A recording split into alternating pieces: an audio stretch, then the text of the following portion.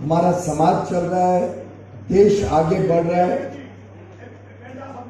उस मार्ग को कैसे हम और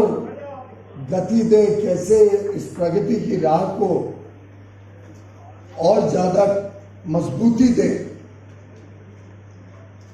हम जब इतनी बड़ी संख्या में देश भर से इकट्ठे होते हैं तो हमने अपने काम के बारे में,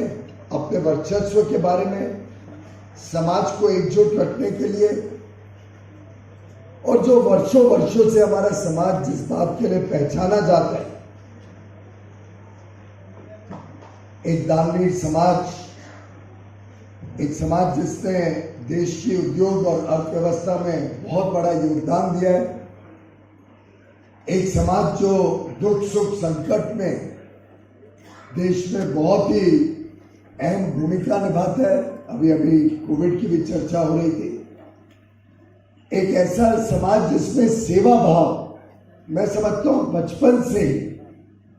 हमारे बच्चों में डाला जाता है, आ जाता है, और शायद परिवार का जो माहौल रहता है उसमें स्वाभाविक है कि बचपन से ही युवा युवती समाज में भी अपना योगदान देते हैं, सेवा कार्य में भी अहम भूमिका निभाते हैं। मुझे अभी भी याद है कि शायद मैं 5वीं 6वीं कक्षा में रहा हूँगा जब मेरी माँ मुझे पहली बार वनवासी क्षेत्र में लेके गए। वहाँ पे वर्किंग गर्ल्स का हॉस्टल वनवासी कल्याण आश्रम में स्थापित किया था। वाड़ा करके मुंबई के नजदीक पालघर जिले में अच्छा वनवासी कल्याण आश्रम का काम चलता है वनवासी क्षेत्र में, और इतने छोटी उम्र के बावजूद एक मन में एक छाप बनी हुई है उस दिन की, और जीवन भर एक प्रकार से संवेदनशीलता उस समाज के लिए स्वाभाविक रूप से बचपन से ही है। और अग्रवाल समाज, वैश्य समाज, महेश्वरी, जितने हम सब यहाँ पे घटक इकट्ठे हुए हैं, ये पूरे वैश्य समाज की जो एक प्रकार से प्रतीक के रूप में आज ये सम्मेलन रखा गया है, हम सबकी अगर शक्ति जोड़ दें तो आप कल्पना करिए कितना बड़ा भारत में ऐतिहासिक परिवर्तन करने में हम सक्षम हो सकते हैं। कई बार मैं कार्यक्रमों में गया कि हमारे समाज के जो स्कूल हो, कॉलेज हो, अस्पताल हो, धर्मशाला हो, अन्य अन्य योजनाएं देश भर में चलती रहती है। अर्थव्यवस्था की भी रीढ़ की हड्डी हमारे हाथों में है। उद्योग हो, खुदरा व्यापार हो, आज के दिन तो डॉक्टर्स, लॉयर्स, चार्टर्ड अकाउंटेंट्स ऐसे प्रोफेशनल बॉडीज में भी और प्रोफेशन करने वाले वरिष्ठ लोगों में भी वैश्य समाज का बहुत बड़ा योगदान।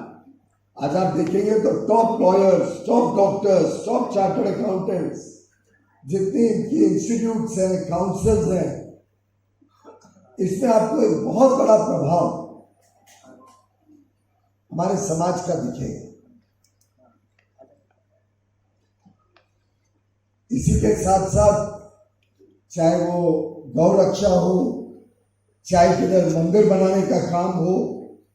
चाहे सामूहिक विवाह का काम हो, ऐसे अन्य और योजनाएं जिसमें हम सीधा सेवा भाव से गरीब कल्याण भी करते हैं, अन्य अन्य लोगों को जोड़ने का काम करते हैं, और एक प्रकार से एक बड़ा हिस्सा हमारी कमाई का समाज में ही वापस लौटाने का काम हमारी विशेषता रही है, वर्षों वर्षों तक हमारी पहचान रही है।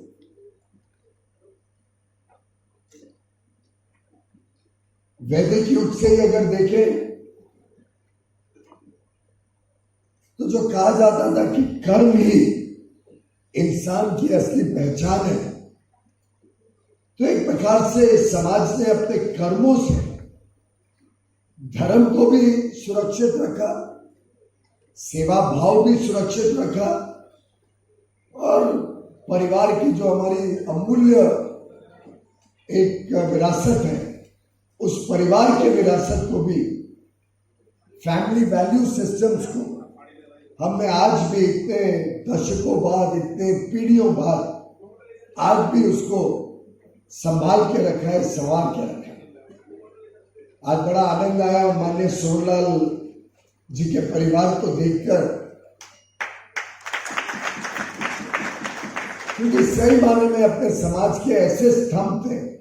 ऐसे नेता थे जिन्होंने जीवन के अंतिम क्षण तक सिर्फ और सिर्फ समाज की सेवा की, समाज की चिंता की। और ऐसे प्रेरणा स्रोत ही हम सबको भी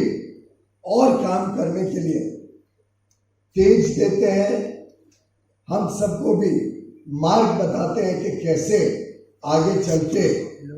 भारत को भी अच्छा बनाना है, समाज को भी एकजुट रखना है। समाज में कभी कभी कुछ गलत प्रथाएं आती हैं, उसको कैसे हमने समाप्त करना है, और एक उज्जवल भविष्य के लिए